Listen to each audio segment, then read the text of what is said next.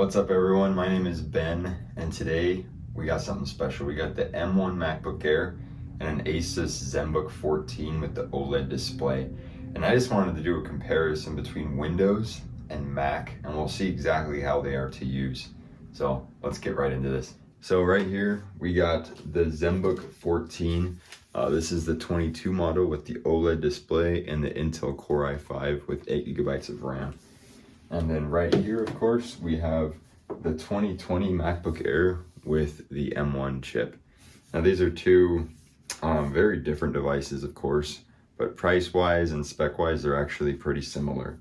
So let's go ahead and just do a quick comparison between the two of them. We'll compare speed, we'll compare the battery life, we'll compare just the overall experience it is to use both of these computers. Awesome, so let's start off this comparison just by comparing the boot time of these two machines. We'll press the power button at the exact same time and see which one of them turns on first. And the Zenbook is a little bit annoying because it never really gives you feedback after pressing the power button. It takes an additional second to load up its boot screen. But then you see that the MacBook is able to edge out the Zenbook in loading up.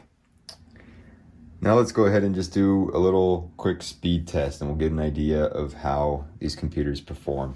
And now we just barely booted up the computers, of course, so this is going to be a pretty equal comparison of how quick they can load up applications. So let's start off with Microsoft Word. And the Mac opened it up quicker in that case. Let's now open up Excel. And I think the Zenbook actually opened that up a little bit quicker. Let's open up Slack for both of these computers. And the Zenbook, again, was a little bit faster to open that up. Let's open up just the overall settings app on both of them. And the MacBook opened that up quicker. So I now wanted to just take a second to compare the RAM usage because there's a lot of talk about how Apple's macOS is more efficient with RAM than Windows is. So we have all those applications open, and right now Windows is using 6.7 gigabytes of the 8 of RAM. And if I'm understanding these statistics right down here, we're also using some swap storage as well from the solid state drive to supplement the RAM. Over here on macOS though, we're only using 4.65 gigabytes of RAM and 0 swap is being used. So there is a significant difference there in RAM usage. Okay, so now I wanted to do a little bit more of a stress test on these computers. I opened up a few tabs in each of their native browsers, of course, Edge on the left and Safari on the right. And we'll just go ahead and see the overall RAM performance and the performance of the machines as we keep trying to do more and more with them. So let's go ahead and just start a YouTube video. I'll make sure that it's on mute on both of the computers so we can just kind of run that in the background. But let's just get that video running. Let's duplicate those tabs a few times and we'll get those all running. And let's just compare how the RAM usage is and then the overall performance of the two machines. So I'll go ahead and make sure those videos are playing on every one of those tabs. And it looks like they are on Windows. We'll minimize this. Let's take a look at the RAM usage now that we've done that. So here on Mac, we are sitting at, I'll go ahead and show that to you. We are sitting at 6.51 gigabytes of memory used and 0 bytes of swap. Over here on Windows, we're starting to really reach the top. We're at 7 gigabytes of RAM use. And if I'm understanding the swap use correctly, we have also gone up there. Now, one thing to note about the Zenbook is if you get a little bit closer, I don't know if you can hear, but there is a fan spinning, even with it just running these few applications right now. And on the other hand, the MacBook Air is completely silent. It doesn't even have a fan. And that is one complaint that I do have with the Zenbook is as soon as you start to load it up with more things, the fan does almost constantly run in the background. And to be honest, it is pretty annoying. Awesome, so I put both of these computers to sleep with all of those apps still running in the background. let's go ahead and wake both of them up and see how quickly they're able to wake. So both of those are instant. I'm gonna go ahead and put in my pin on here. And let's just compare some general performance as we switch between the applications, and especially as we go to our web browsers and go to all of the tabs. So it looks like Windows put all of those tabs to sleep, while over here on the Mac, every single one of those videos is still playing right now. And that is really quite significant, I think. That shows that the Windows is struggling to handle all of these applications at once, while the Mac is able to process all of it without any delay between any of these tabs. Awesome. So now that we do have all those videos, they've been running in the background for a while, just playing some music videos and some ads now. You can see, I guess if I go back to there, you can see that Windows has slept a lot of these tabs.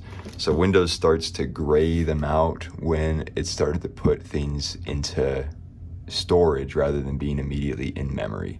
So there's a little bit of delay whenever Windows does do that to your tabs. Over here on the Mac, everything still is in memory and is instant to load. So at this point, I would say that the Mac is doing a little bit better with the overall RAM usage and performance. But let's go ahead and switch back to those other applications that we opened. Let's see if Word opens up quickly, Excel, all of those things are going pretty quickly without stuttering too much. We will notice overall that the Windows computer is a little bit stuttery right now, while the Mac is completely fluid in switching around with applications. And now I wanted to discuss the battery life a little bit. So when I unplugged this computer a little bit ago, it was at 62%, and now the computer is at 54% with an estimate of 58 minutes remaining on the battery.